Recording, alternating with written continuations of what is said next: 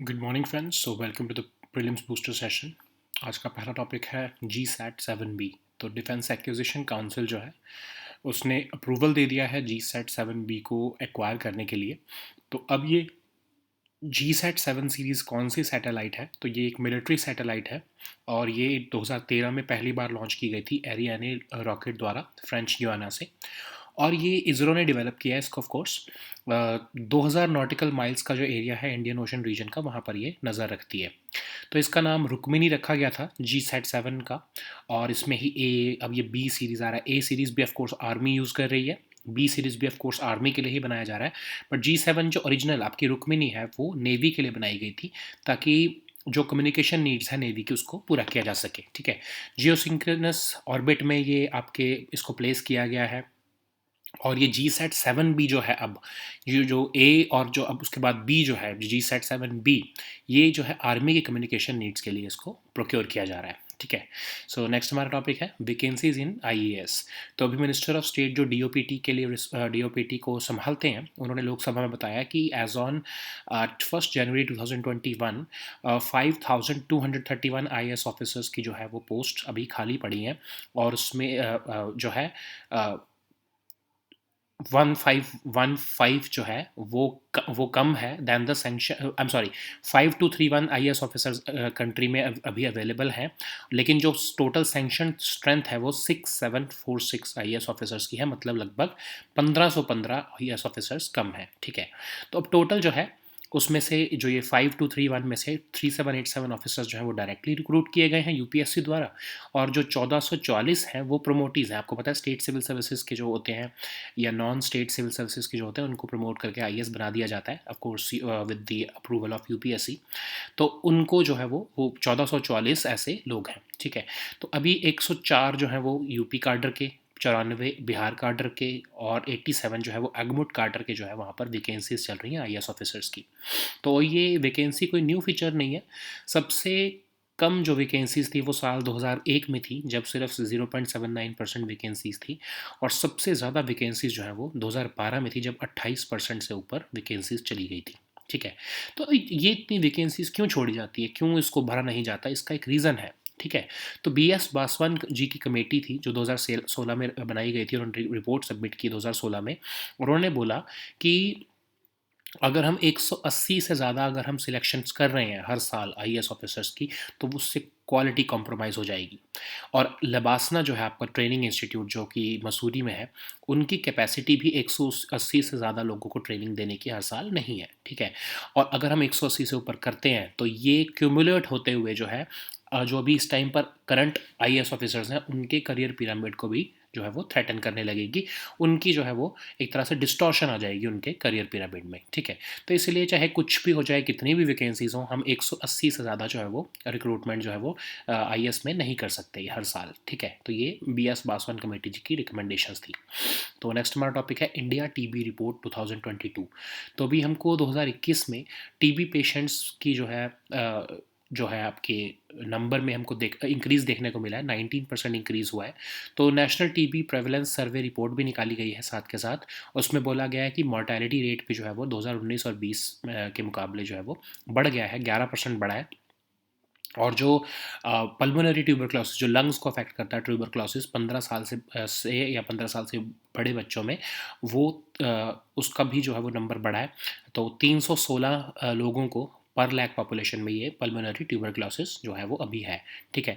Highest कहाँ पर है? दिल्ली में है। और लोएस्ट कहाँ पर है? वो केरला में है। ठीक है। तो अब जो है एक डेयर टू एराडिक TB एक रिपोर्ट भी निकाली गई है, एक इनिशिएटिव है रादर, जो कि डिपार्टमेंट ऑफ बायोटेक्नोलॉजी का है। इसके अंदर होगा क्या कि आपके बहुत सारे फीचर्स हैं, जैसे एक अम्ब्रेला प्रोग्राम होगा ये TB के लिए। इसमें इंटीजीएस का, जैसे आपका इंसेकॉग था ना, याद होगा आपको, जिसमें हम जो है कोविड के जीनोम सिक्वेंसिंग का सारा डेटा रख रहे थे, वैसे ही इन ट्यूबरक्लोसिस की जीनोम सिक्वेंसिंग का भी जो है वो कंसोर्टियम बनाया गया है बहुत सारी लैब्स का, ताकि कंट्री में जितने भी ट्यूबरक्लोसिस के मोस्टली जितने भी ट्यूबरक्लोसिस के केसेस हैं उसमें से जो सैंपल्स हैं उसमें से उनके जीनोम सीक्वेंसिंग की जाए, ताकि जो एक तरह से अगर कोई न्यू वेरिएंट आ रहा है TB कोई जो है बैक्टीरिया का टीबी बैक्टीरिया का बैसिलाई का, तो उसको उसके ऊपर नज़र रखी जा सके और उसके ही बेसिस पर जो है वो new vaccines apart from of course BCG जो है वो तैयार की जाएगी। ठीक है। सो नेक्स्ट हमारा टॉपिक है एंटी चीटिंग लॉ। तो राजस्थान असेंबली जो है उन्होंने एंटी चीटिंग लॉ पास किया है और इसके अंदर जो है किसी भी एग्जामिनेशन सेंटर को के अलावा कहीं और कोई पब्लिक एग्जामिनेशन जो है वो कंडक्ट कराना जो है वो उस पर रोक लगाई गई है। अगर कोई मैनेजमेंट या इंस्टीट्यूशन, अगर कोई जहाँ पे एग्जामिनेशन सेंटर है जहाँ वो उसकी मैनेजमेंट या इंस्टीट्यूशन जो है वो अगर जो है नकल कराती है या चीटिंग में होती है तो माना जाएगा कि वो वहाँ पर चीटिंग होती है तो माना जाएगा कि वो गिल्टी ऑफ द ऑफेंस है। ठीक है। सारा का सारा खर्चा उस एग्ज़ाम का और जो भी एक्सपेंडिचर हुआ है वो उस मैनेजमेंट को या फिर उस इंस्टीट्यूशन को जो है वो उठाना पड़ेगा। ठीक है। इसको कॉग्निजेबल, नॉन बेलेबल और नॉन कंपाउंडेबल ऑफेंस बना दिया गया है। पनिशमेंट्स क्या क्या है? एक तो अनफेयर मीन्स अगर कोई यूज़ करता है एग्जामिनी तो उसको 3 साल तक की जेल हो सकती है और फाइन हो सकता है 1 लाख तक का। ठीक है। फिर उनको आगे अगले 2 साल तक कोई एग्ज़ाम देने से भी रोका जा सकता है। और अगर कोई एग्जामिनी या फिर जो पर्सन कंडक्ट करा रहा है एग्ज़ाम, अगर वो अनफेयर मीन्स को यूज़ करता है एग्ज़ाम में तो उनको इम्प्रिजनमेंट तो होगी जो कि जो है 5 साल से कम नहीं होनी चाहिए और 10 साल से ज़्यादा नहीं होनी चाहिए। ठीक है। 10 साल तक एक्सटेंड हो सकती है। ये किन किन लोगों के लिए? जो कि हेल्प कर रहे हैं, कॉन्स्पिरसी कर रहे हैं पूरी चीटिंग को, ऑर्गेनाइज्ड चीटिंग कराने के लिए। ठीक है। तो फिर उसके बाद जो है उनको 10 लाख तक का फाइन भी हो सकता है जो कि 10 करोड़ तक भी एक्सटेंड हो सकता है। ठीक है। उनको इम्प्रिजनमेंट भी हो सकती है। ठीक है। उनकी प्रॉपर्टी, अगर कोई समझ लो इंस्टीट्यूशन है, कोई आपको पता होगा ना कि कोचिंग जो ये आपके सॉरी इंस्टीट्यूशंस जो होते हैं जहाँ पर एग्जाम कंडक्ट किया जाता है, कई बार वो भी इन्वॉल्व होते हैं तो उनकी प्रॉपर्टी को भी कन्फिस्केट करने के लिए जो इसमें प्रोविजन है। अगर कोई ऑर्गेनाइज चीटिंग करवा रहा है, कोई माफिया, कोई ग्रुप, तो उनकी प्रॉपर्टीज़ को भी इन कॉन्फिस्केट करने का इसमें प्रोविजन है। ठीक है। तो डेजिग्नेटेड कोर्ट जो भी होगा उसको 48 आवर्स के अंदर अंदर जो है जो इन्वेस्टिगेटिंग ऑफिसर बताकर उस पर्सन की या उस ग्रुप ऑफ पीपल की जो है वो प्रॉपर्टी को कॉन्फिस्केट कर सकते हैं। ठीक है। मतलब अटैच कर सकते हैं। स्टेट गवर्नमेंट के पास ये पावर होगी कि कौन से कोर्ट्स को डेजिग्नेट करेंगे वो इन केसेस को देखने के लिए। तो नेक्स्ट हमारा टॉपिक है बुकारेस्ट 9। तो बुकारेस्ट 9 क्या है? तो अब किस वजह से न्यूज़ में है ये? तो कि एक आर्टिकल लिखा था इन बुकारेस्ट 9 के कंट्रीज़ ने, के एम्बेसडर्स ने या इन्वॉयज़ ने। तो ये इसलिए न्यूज़ में है क्योंकि इन्होंने एक आर्टिकल लिखा था, बट हमको ये पता होना चाहिए कि बुकारेस्ट 9 है क्या।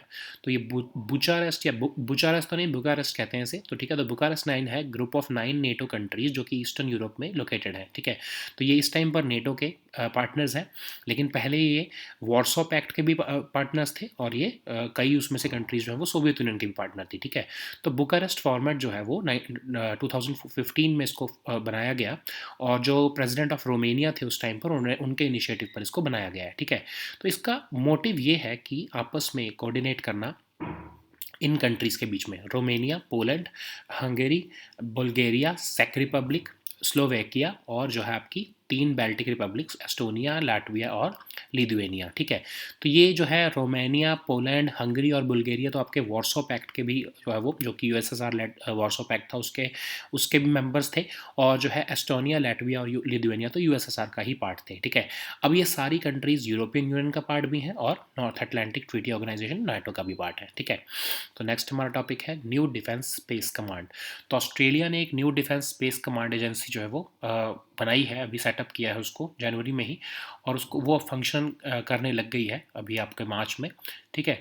तो इसको जनवरी 2022 में बनाया गया था ताकि ऑस्ट्रेलिया के स्ट्रेटजिक स्पेस एम्बिशंस को पूरा किया जा सके, क्योंकि उनको पता है कि अब एक स्पेस रेस शुरू हो गई है। रशिया, चाइना, यूएस सब जो है वो अपनी अपनी जो है स्पेस कमांड बना चुके हैं और इनकी जो स्पेस कमांड होगी ऑस्ट्रेलिया के, उसमें एयरफोर्स के मेंबर्स, आर्मी, नेवी और इवन ऑस्ट्रेलियन पब्लिक सर्विस के भी मेंबर्स इसके अंदर होंगे और एक इंटीग्रेटेड हेडक्वार्टर्स होगा जो कि चीफ ऑफ एयरफोर्स उसको हेड करेंगे। ठीक है।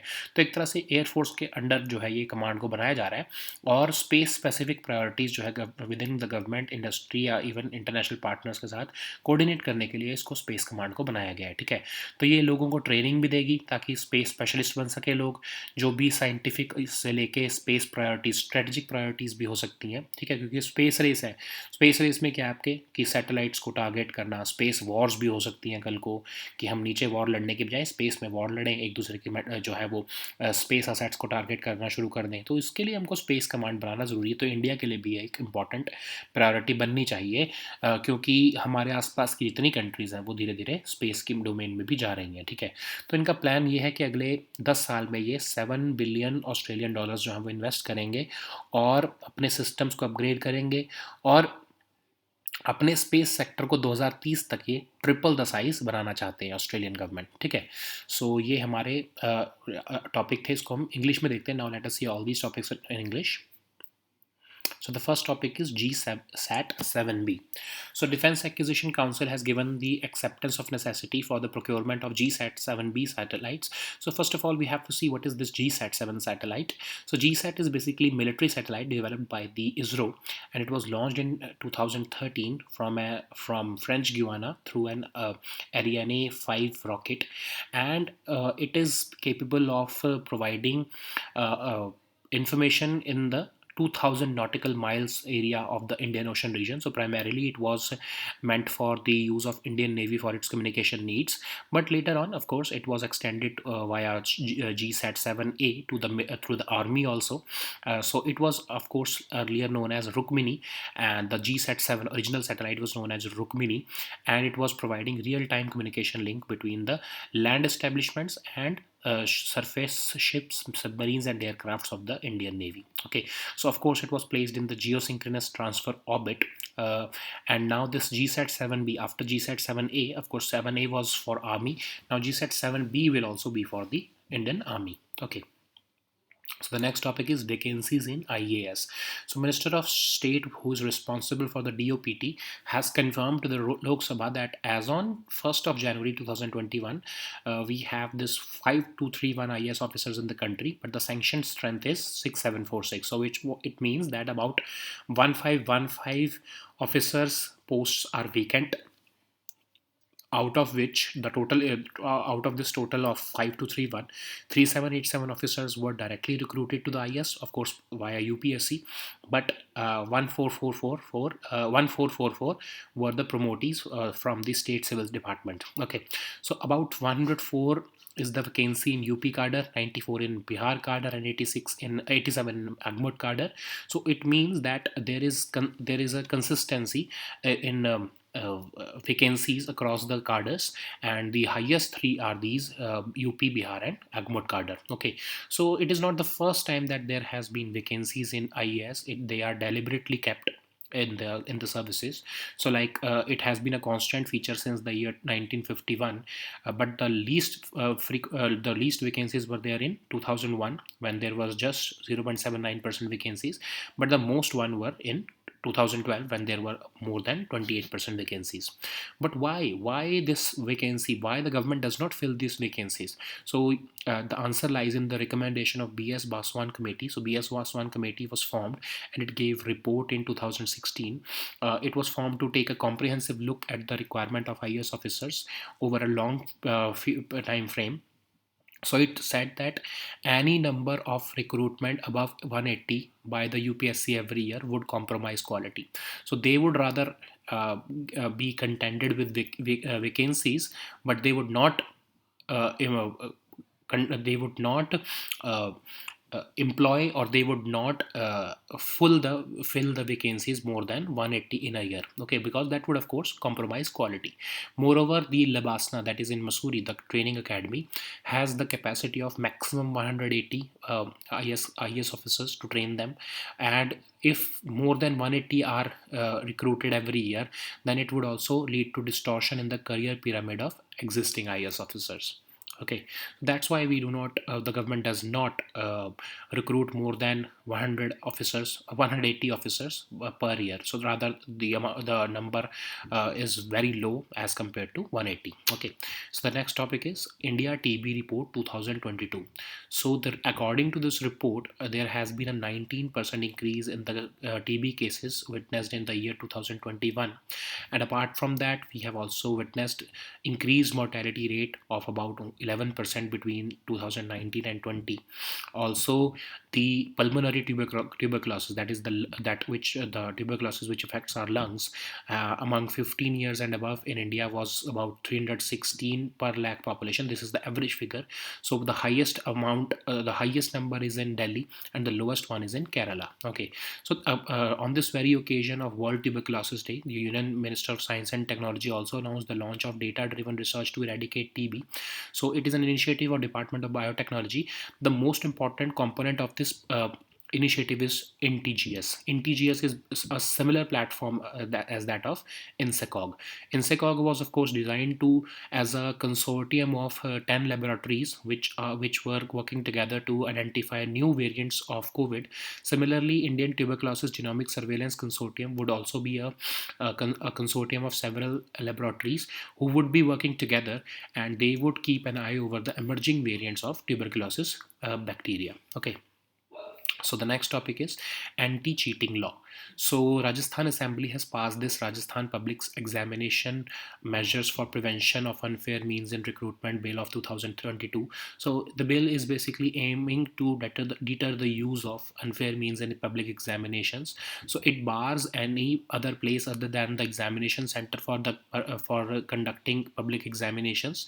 And whenever an offence is committed by the management or the institution where the examination is being conducted, it will be deemed as to be, and every person who was in charge at that time of offense will be deemed as guilty of that offense. Okay, so these individuals will be liable for to pay all the cost and expenditure related to that examination.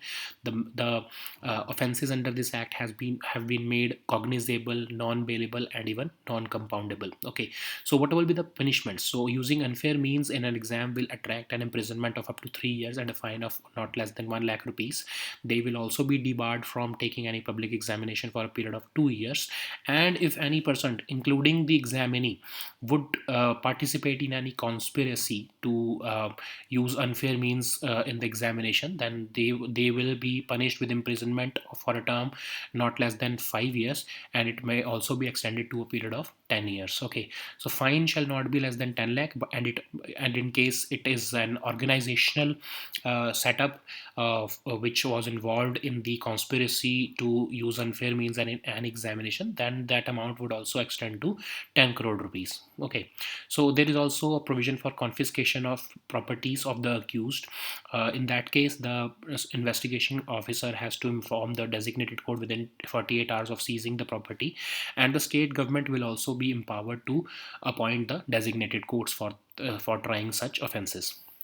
So the next topic is Bucharest 9. So recently, envoys of these 9 Eastern European countries jointly wrote an article in an Indian newspaper. It was, of course, in the Indian Express, to to make public the facts of the ground regarding the Russian aggression in Ukraine. So we do not need to go into the why they wrote an article. What is the purpose of that article? What was the motivation behind it?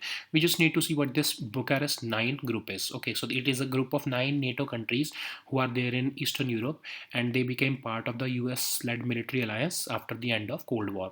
So this is also called Bucharest format, and it was founded in 2015 at the initiative of President of Romania. So the purpose of this Bucharest 9 is to deepen dialogue and consultation among the participating member states. So Romania and Poland, Hungary, Bulgaria, Czech Republic, Slovakia, and the 3 Baltic republics, that is the Estonia, Latvia, and Lithuania are the part of this Bucharest 9. So all of them, mostly Romania, Poland, Hungary, Bulgaria, Czech Republic, and Slovakia. All of them were the most of them were the rather Romania, Poland, Hungary, and Bulgaria were the signatories of Warsaw Pact, which was, of course, led by the Soviet Union. So it was kind of a Soviet Union NATO, and this Estonia, Latvia, and Lithuania. These are the Baltic states. They were part of the Soviet Union. Okay, now all of them are part of the European Union, and they are also participants of or the members of NATO grouping. Okay, so the next topic is new Defense Space Command. So Australia has also announced a new Defense Space Command because they want to counter the influence of Russia and China in space. So now, after US, even Russia and US, Russia, China, even Australia has announced this command. Now India must also focus upon Space Command because the next generation warfare could also percolate to the space domain. So space wars could be a real possibility in the future, apart from, of course, the cyberspace. Now the space could also be a battleground for the countries to fight wars. Okay, so of course it was this Australian Space Command was set up in January this year, and the aim is to achieve the strategic space ambitions of Australia. It will consist of members of Air Force, Army, Navy, and Australian Public Service, but it will come under the Air Force. Okay, so it will provide training to people who want to become space specialists, and apart from the scientific and space priorities, it will also explore the strategic areas which are available in the space for Australia, and it will function under the limitations and standards of Defence Ministry. So the plan of Australian government is to spend about 7 billion Australian dollars over the next 10 years in this space command, and they will also upgrade and support the infrastructure and their existing and future satellite communication systems. They want to triple the size of their space sector by the year 2030. So India also needs to focus upon it. It should not be a late starter. It should not be contended with a late start, because if it starts late, then it would have to cope up with all these countries who would be much ahead of India in the next few years in the space domain, of course. Okay, so these were our topics for today. We'll meet next time with new topics. Until then, goodbye and take care.